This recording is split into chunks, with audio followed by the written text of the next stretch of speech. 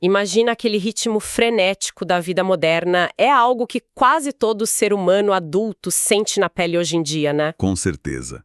É a nossa realidade. O despertador toca super alto logo de manhã cedo. Aí o trânsito já se apresenta como aquele caos imprevisível de sempre. E as caixas de e-mail que parecem se multiplicar sozinhas. Nossa, sim!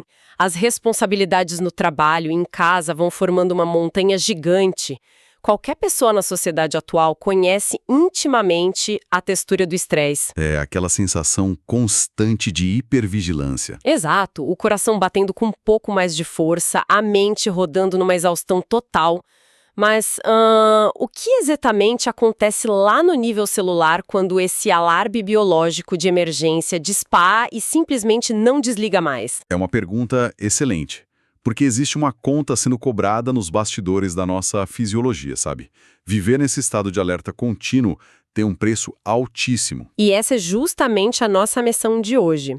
O objetivo da nossa imersão profunda é analisar um conjunto de notas e extratos acadêmicos de um texto fundamental, chamado 13 Estresse e Carga Alostática. A gente quer mapear o verdadeiro custo biológico do estresse contínuo. E entender como esse desgaste se conecta aos bastidores de diversas doenças crônicas de um jeito bem surpreendente. Bom, vamos destrinchar isso. Para começar a entender essa dinâmica, a gente precisa olhar para o que o material descreve como termostato do corpo. Isso explorando a diferença entre homeostase e alostase. Exatamente. Uma analogia muito boa, que facilita muito, é pensar numa casa inteligente moderna. Aquelas com sistemas de clima controlados. Isso. Essa casa tem um termostato programado rigorosamente para manter a temperatura ambiente sempre agradável. Não importa se tem uma nevasca ou uma onda de calor extremo lá fora. O sistema sempre compensa. Sim, e o nosso organismo tem um sistema idêntico, que são os pontos de ajuste homeostáticos. São as condições absolutamente ideais para o corpo funcionar no pico de eficiência. O que a gente chama de estado de equilíbrio basal, né? Exato. As anotações trazem medidas muito exatas sobre isso. A temperatura corporal ideal, cravada em aproximadamente 36,5 graus Celsius, o que dá 98,6 graus Fahrenheit. E a pressão arterial? Isso, a pressão arterial que deve girar ali em torno de 120 por 80 milímetros de mercúrio, o nosso famoso 12 por 8. A analogia da casa inteligente ilustra perfeitamente o cenário ideal. A homeostase é esse esforço de preservação. O grande obstáculo é que o ambiente ao nosso redor é caótico. Ele raramente oferece estabilidade. Exatamente. E é neste ponto que o material introduz o conceito de alostase. Porque é diferente do que muita gente pensa, a alostase não é um erro ou uma falha do sistema. Não é um bug. Não, de forma alguma. Ela é o desvio intencional, um desvio calculado e necessário desses pontos de ajuste ideais. O corpo altera o próprio termostato para atender às demandas repentinas do ambiente. Como quando a gente fica doente, por exemplo. Perfeito. As notas ilustram isso super bem. Se um patógeno perigoso invade o sistema, o organismo decide ativamente que não quer mais manter aqueles 36,5 graus. Ele eleva a temperatura interna, gerando a febre. Porque o ambiente mais quente e hostil ajuda a matar o invasor, certo? Isso mesmo, otimiza a destruição da infecção. Outra demonstração clássica de alostase é sobre ameaça imediata. O corpo ativa circuitos de sobrevivência, tipo o eixo SAM, que é o sistema simpatomedular. E também o eixo HPA, né? O sistema hipotálamo-pituitária-adrenal. Exato. Esses eixos inundam o sangue com hormônios para criar mudanças instantâneas. Eles preparam a musculatura e os pulmões para qualquer atividade física extrema. É a biologia declarando estado de exceção para garantir a sobrevivência. O que mostra que a alostase é um recurso evolutivo brilhante. É o nosso maquinário se adaptando heroicamente. O problema, segundo o nosso material, é quando essa ferramenta de emergência começa a ser usada sem parar na vida moderna. É o equivalente a manter o motor de um carro acelerado no máximo o tempo todo. Inevitavelmente, o desgaste estrutural vai comprometer as engrenagens. A ciência cunhou um termo muito preciso para isso em 1993, através dos pesquisadores McCarran e Steller, chamado de carga alostática. Carga alostática? Isso. Podemos compreender a carga alostática como o custo acumulativo.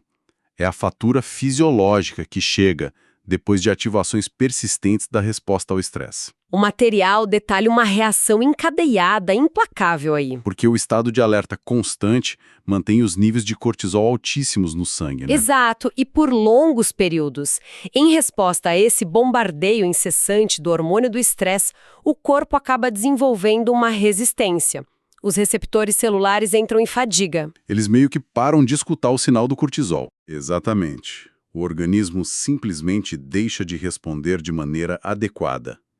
O resultado direto dessa perda de sensibilidade é a instalação de um quadro crônico, a inflamação crônica sistêmica. E entender a inflamação crônica muda totalmente a perspectiva da coisa toda, porque não é só um desconforto localizado ou uma dorzinha articular. Não mesmo. As anotações listam as ramificações físicas diretas desse estado. E o negócio é assustador. A inflamação age como um dos principais fatores de risco da biologia humana. Ela abre caminho para câncer, desencadeia doenças cardíacas, acelera processos neurodegenerativos como Alzheimer. E aprofunda quadros de depressão grave também. Sim. E tem a questão mecânica da pressão arterial. Quando a alostase mantém a pressão alta por muito tempo por causa do estresse, rola um espessamento físico das artérias. Os vasos ficam mais grossos e rígidos. O que multiplica absurdamente a chance de coágulos e de ataques cardíacos fatais.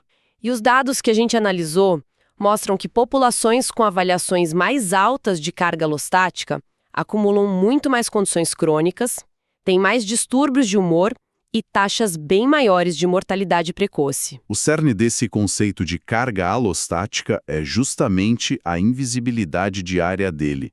São microadaptações constantes, pequenos desvios que, somados ao longo de décadas, deixam o ambiente interno extremamente vulnerável. É um desgaste invisível mesmo. Sim, que compromete os sistemas imune, endócrino e nervoso central de uma vez só.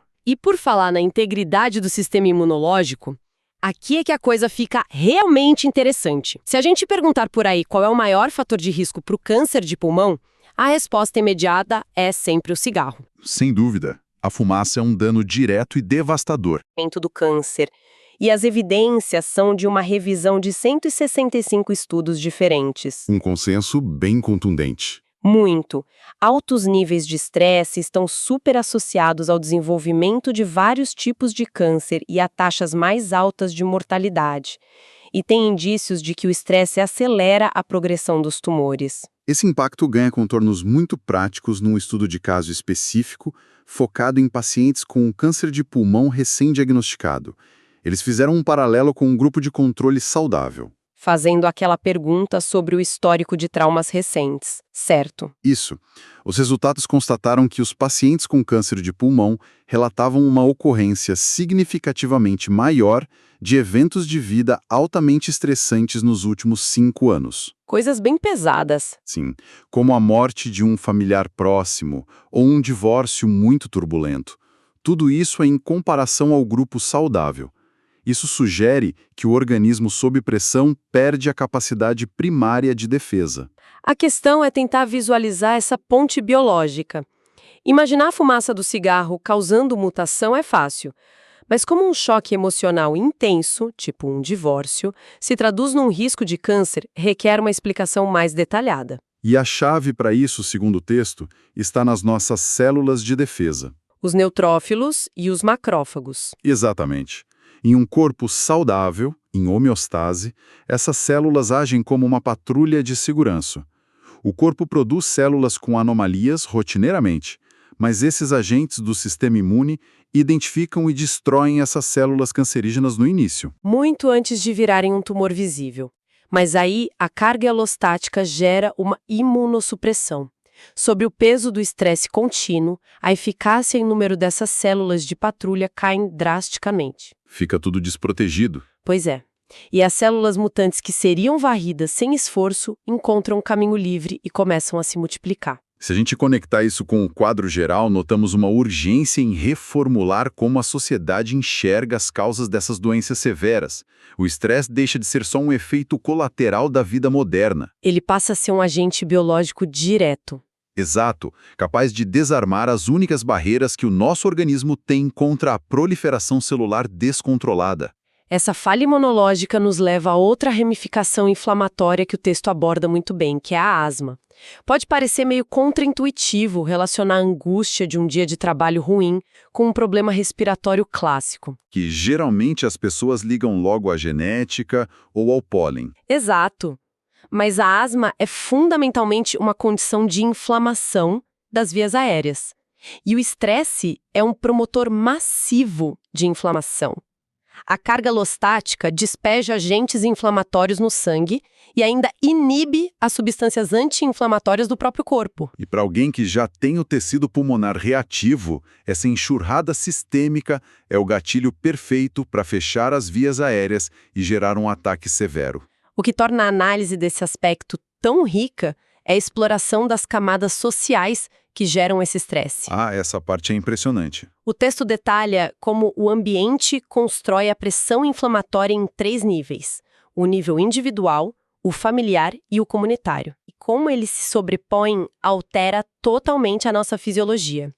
No nível individual, os dados são bem reveladores. Uma revisão mostrou que mulheres afro-americanas submetidas à discriminação diária têm chances muito maiores de desenvolver asma na fase adulta. É a hipervigilância social forçando o termostato inflamatório. Sim.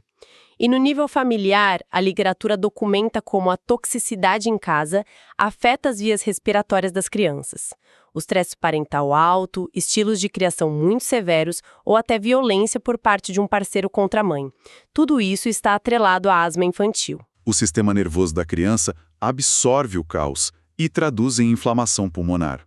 E por fim, no nível comunitário. Morar em bairros com altas taxas de criminalidade e violência eleva diretamente o risco de asma em adultos na região. A ameaça externa constante mantém a carga alostática num patamar tão alto que inflama os pulmões de dentro para fora. Essa sobreposição social e hidrológica é brutal. Só que enquanto as vias aéreas respondem de forma bem linear ao acúmulo de estresse, as notas apontam para um sistema que se comporta de um jeito bem confuso em relação à tensão. O sistema neurológico. Isso, especialmente com as enxaquecas. O paradoxo da enxaqueca é com certeza a parte que mais desafia o senso comum na nossa análise de hoje.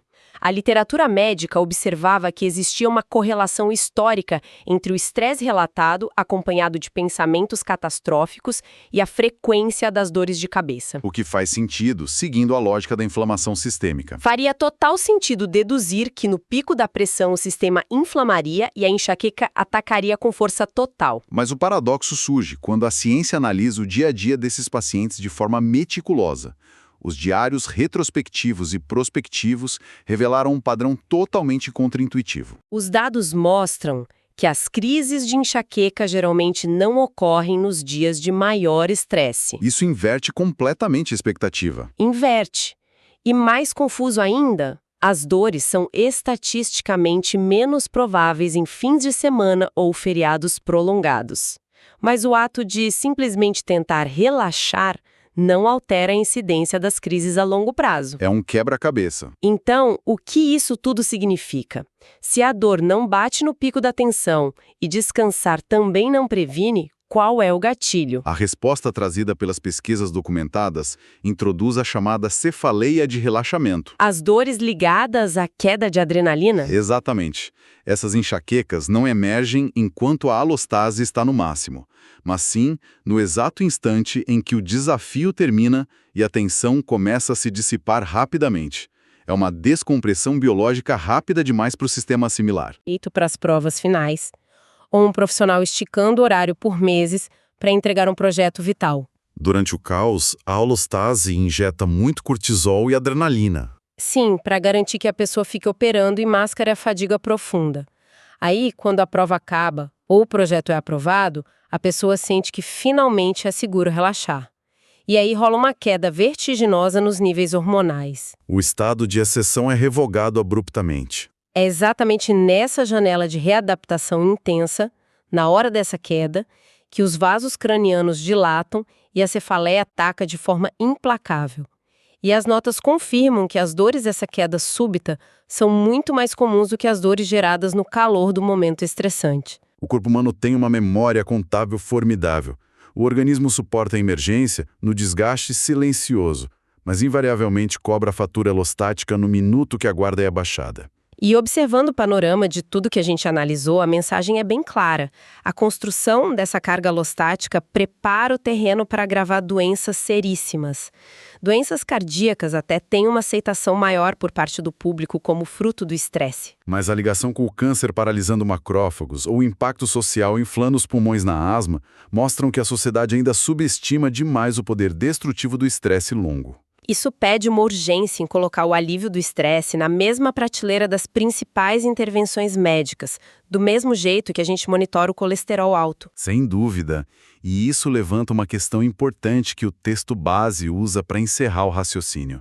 Ao invés de oferecer uma solução milagrosa, o material lança uma provocação sobre os nossos mecanismos de enfrentamento. Os famosos mecanismos de coping. E isso, existir em sociedade significa enfrentar o estresse, lidar com conflitos com amigos, uma apresentação tensa no trabalho, ansiedade pré-prova ou o fardo enorme de cuidar de familiares doentes.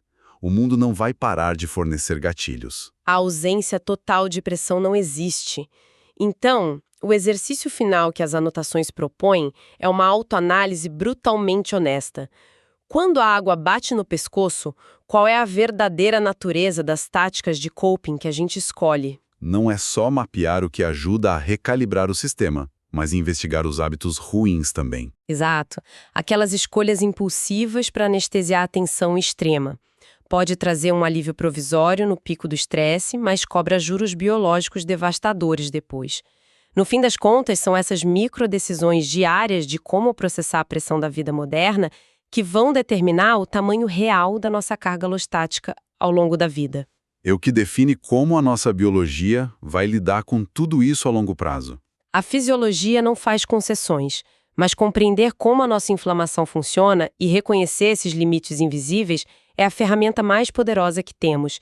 Saber que o corpo tenta nos manter em equilíbrio a todo custo muda a forma de encararmos a rotina. Muito obrigada por acompanharem a nossa análise profunda de hoje nas fronteiras da resiliência biológica e nesses segredos médicos do estresse. A estrutura que nos mantém de pé guarda as marcas de tudo que enfrentamos. Até o nosso próximo mergulho.